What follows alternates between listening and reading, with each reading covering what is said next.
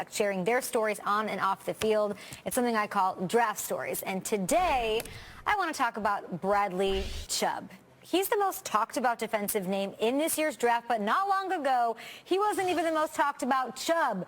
Bradley's story is rooted in his family history. This is awesome. It's a place called Chubbtown. That's where he hails from or his ancestors hail from, rather. During the Civil War, they worked hard to start their own self-sufficient farming community in Georgia. So Bradley's pride for Chubbtown and for his family, it runs really deep. It drives him. His dad, Aaron, he played linebacker for the Bulldogs and was drafted by the New England Patriots in 1989. So, yeah, I'd say he was a pretty famous Chubb. Then there's his brother, Brandon, who played in the NFL for the Rams and the Lions. He's a free agent. And we all know his second cousin, Nick Chubb, a highly recruited running back who he never even met until high school. Nick Chubb was the talk of the town, who became a star at Georgia, immediately filling in for Todd Gurley.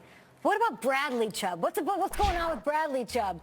He wasn't heavily recruited, really at all. He was considered undersized in high school until he had this growth spurt happen his junior year.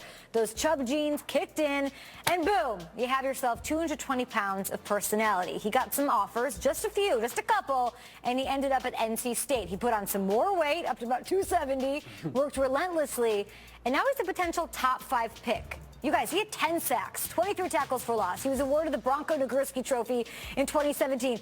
Wrap your head around that. This is a 3-star recruit turned ACC Defensive Player of the Year. He broke Mario Williams' record for sacks at NC State. But what I love about him the most is that he embodies something that I think we at Good Morning Football wish that everyone would, something that Chris Collinsworth will love on Sunday night broadcast wherever Bradley Chubb goes, because he thinks and lives by the fact that football should be fun. Trakes, this guy does it right. He's a dancer. He is out there. He apparently has a sideline dance. He's got a sack celebration. He did the most hilariously egregious flop I've ever seen. And look at this break dance. He is not afraid to break out once in a while. He is Dennis the Menace out there on the field. He prides himself on throwing opponents off their game by stealing their towels. He did this on the regular, getting in their head. They hate him. He's having the time of his life. I think you need to keep your eyes on what I'm right now calling the biggest personality in the draft. Sorry, Baker Mayfield. It is the dancing Bradley Chubb out of NC State, the one that wears a solo eye black in every game since he first did it and had his first career sack. He did it before that game, and he said, I'm going to roll with this. I'm going to do me.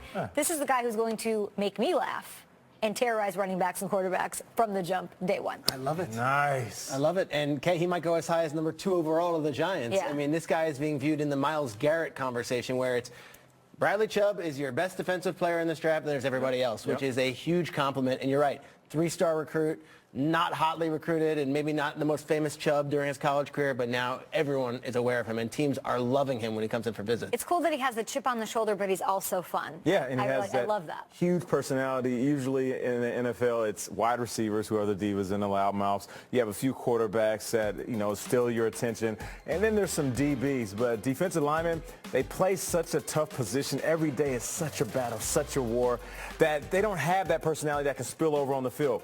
Him, he's going to be that guy that has that signature dance, that has that commercial, that gets that deal with the advertising company that puts them all out there. Of quarterbacks. I love it, and I'm here for it. Now, we saw Belichick go to NC State, work out with him at his pro day, and he said, you're not going to be there at 31 when we pick, but maybe, given the new trade, there's something to be done. Kyle said that was his dream scenario. That we can throw back to that and be like, Belichick knew. Yeah, that'd be good. Now, and also in that clip. They need the help. Also in that clip, you had Jason Light, the GM of the Buccaneers, hanging from behind, right behind Belichick, and he's basically drooling. And they have the 7th overall pick. That would be a dream scenario for the Tampa Bay Buccaneers, too, if we fell to them. Bradley Chubb, we love you, buddy. All right, coming up, if it weren't for Brandon Cooks, New England may not have won the AFC Championship. So are the Pats winners or losers in the trade with the Rams?